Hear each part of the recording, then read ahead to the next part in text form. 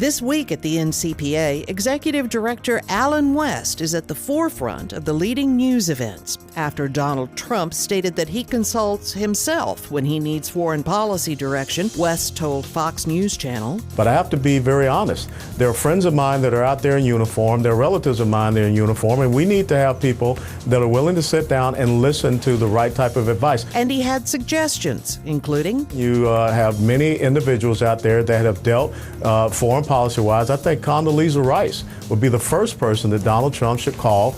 She has an incredible track record being at the National Security Agency as the advisor there and also as the Secretary of State. On Fox Business Network, West was asked to weigh in on Russia's withdrawal from Syria. He said Putin doesn't want another Afghanistan.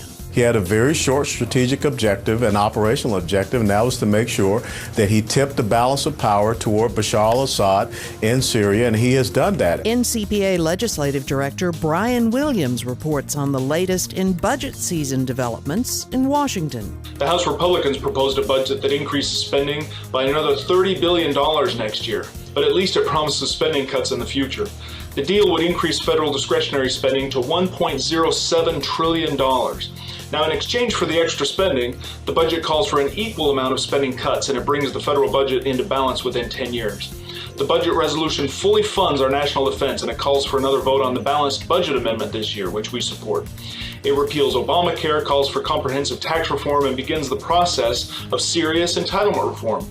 Now, we don't doubt their sincerity. I doubt there's a single serious member of Congress who wouldn't vote for much-needed tax reform or entitlement reform today if they could.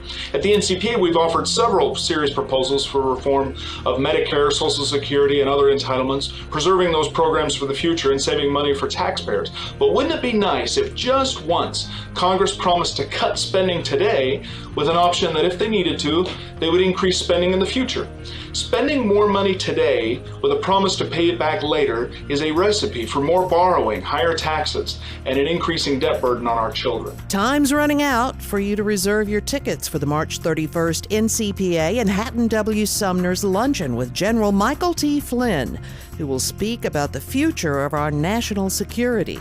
And if you haven't already, please go to ncpa.org and sign our petition to ask Congress to adequately fund our military and support our troops.